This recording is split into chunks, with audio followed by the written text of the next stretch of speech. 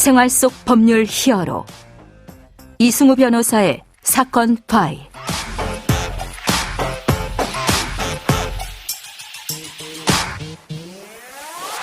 안녕하세요. 사건 파일 이승우 변호사입니다.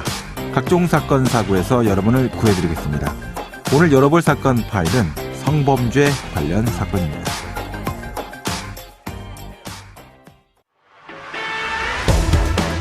경남 창원에서 상가 여자 화장실에 숨어서 여성을 훔쳐보다 달아났던 남성이 경찰에 구속이 됐는데요. 600m 넘는 추격전 끝에 이 남성을 붙잡은 건 한 20대 공군 장교와 그의 친구였습니다. 이 성범죄 문제가 시간이 흘러도 사한 개수 자체가 감소하지 않고 있습니다.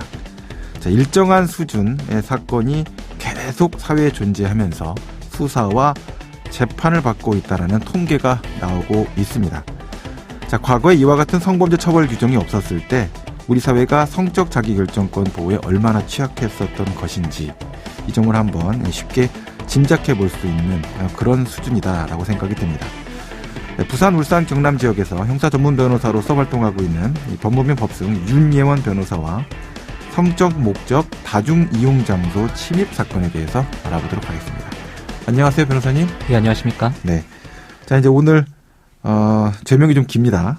성적 목적 다중 이용 장소 침입 죄, 이게 주제인데요.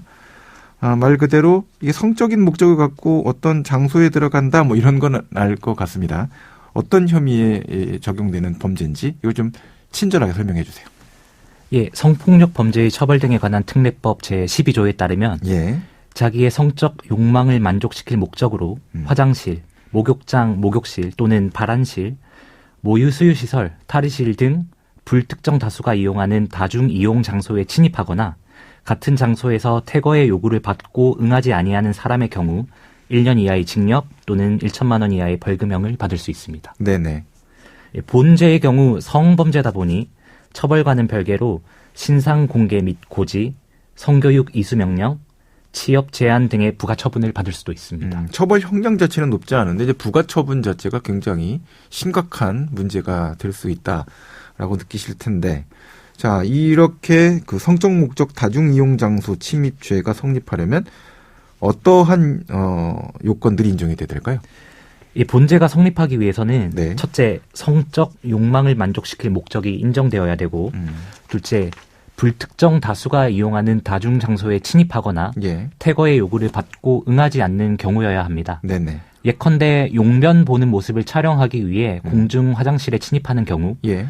성폭력 범죄의 처벌 등에 관한 특례법 제14조 위반, 카메라 등 이용 촬영죄와 함께 본죄가 성립하게 되는 것이죠. 촬영 행위에 대한 불법 촬영죄는 별도로 성립을 하고, 그렇게 화장실, 공중 화장실에 침입하는 행위는 별도로 성적 목적 다중 이용 장소 침입죄가 성립해서 가중처벌된다. 그렇습니다. 네, 그 얘기죠.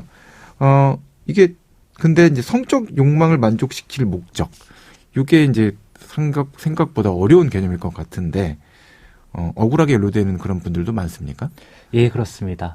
먼저 성적 욕망에 대해서 설명을 드리면, 예. 우리 대법원은 성적 욕망에 대해 성행위나 성관계를 직접적인 목적이나 전제로 하는 욕망뿐만 아니라 예. 상대방에게 성적 욕망을 불러일으키거나 상대방을 성적으로 비하, 조롱하는 등 상대방에게 성적 수치심을 줌으로써 예. 자신의 심리적 만족을 얻고자 하는 욕망도 포함된다라고 판시하고 있습니다. 그럼 성적 만족감을 얻을 수 있는 모든 행위다, 이런 개념으로 들리네요. 예. 이때 피해자가 성적 자유를 침해당했을 때 느끼는 성적 수치심은 예. 단순히 부끄럽고 창피한 감정만으로 나타나는 것이 아니라 예. 분노, 공포, 무기력, 모욕감 등 다양한 형태로 나타날 수 있습니다. 예. 예. 따라서 성적 욕망 여부는 1차적으로 피해자가 성적 수치심을 느꼈는지 여부로 판단을 하고, 네네. 이때 성적 수치심을 느꼈는지 여부는 피해 감정의 다양한 층위와 구체적인 범행 상황에 놓인 피해자의 처지와 관점을 고려하여서 신중하게 판단해야 하는 것입니다. 자, 그렇게 돼도 억울하게 연루되는 경우들도 생기겠죠.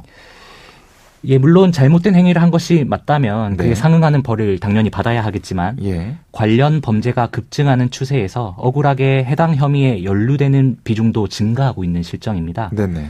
예컨대 화장실에 침입한 사실이 없음에도 화장실에 침입했다라는 혐의를 받는 경우는 당연히 말할 것도 없고 생리 현상이 급해 정신없이 들어가다 보니 화장실을 착각한 경우 등입니다. 네. 그러니까 신상 공개나 취업 제한 같은 부가처분 받게 되면 이게 심각한 범죄이다라는 거잖아요. 또 이제 그게 이와 같은 또 죄가 급증하고 있습니까? 예, 그렇습니다.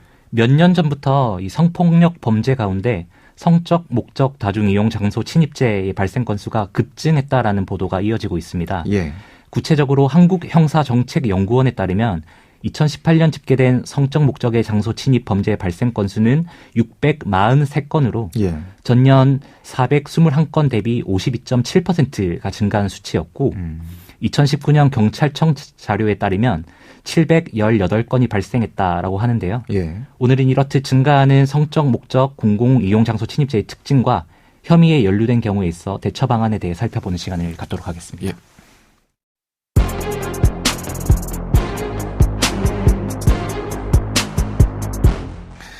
성적 목적 다중 이용 장소 침입죄의 사안에 있어서는 이제 오해가 발생해서 또는 실수를 통해서 신고당하거나 검거되는 사안도 적지 않다. 이런 말씀이신 거죠?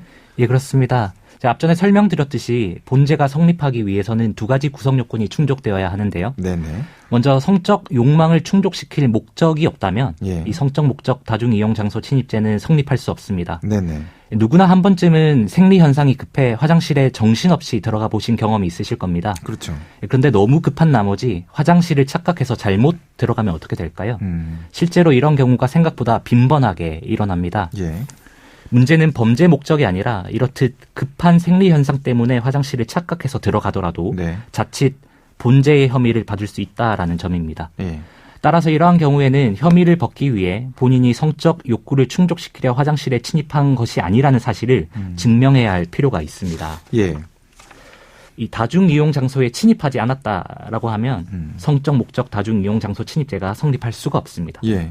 그렇다면 이 침입은 정확히 어떤 경우를 의미할까요? 우리 대법원은 성적 목적이 인정된다고 하면 신체 일부라도 침입할 경우 본죄가 성립한다라는 입장입니다. 예. 즉 성적 목적이 분명하다면 화장실에 발만 들여놓아도 본죄가 성립한다라는 것입니다. 자, 이제 실제 사건에서 이제 성적 목적이 있었느냐, 그 여부를 가리는 것은 쉽지 않을 것 같다, 이 생각이 들긴 하는데, 한 가지 사례를 준비해 오셨죠? 어떤 사건이었습니까? 예, 요즘에는 어디를 가더라도 CCTV가 설치되어 있습니다. 예. 그런데 지하철 화장실이나 상가 화장실과 같이 CCTV가 직접적으로 비추지 않는 장소들도 있습니다. 비추는 게 부적절하겠죠. 그렇습니다. 네네. 근데 만약 누군가 화장실 방향으로 가는 모습은 녹화가 되었는데 예. 화장실에 과연 침입했는지 여부가 불분명한 경우에는 어떨까요? 실제로 저희가 담당했던 사건 중 미리 예약해둔 음식을 찾으러 가는 길에 인근 상가 화장실에 들렀는데 며칠 후에 뜬금없이 경찰로부터 여자 화장실에 들어가서 용변을 보고 있는 여성을 훔쳐보다가 걸리자 신고하면 죽여버리겠다라고 하면서 성적 목적 다중이용 장소 침입과 협박 혐의로 조사를 받게 된 경우가 있었습니다. 예. 이분은 자신은 잠깐 남자 화장실에 들어갔던 것뿐이지 결코 여자 화장실에 들어가서 여성분을 훔쳐본 사실이 없다라고 결백을 주장하셨는데요. 예. 당시 현장 CCTV 자체가 화장실의 반대 방향을 비추고 있었습니다. 예. 자, 말씀하신 내용 보면 이제 CCTV 증거 자체에 근본적인 한계가 있었던 상황처럼 보이는데, 사건 판결은 어떻게 나왔습니까?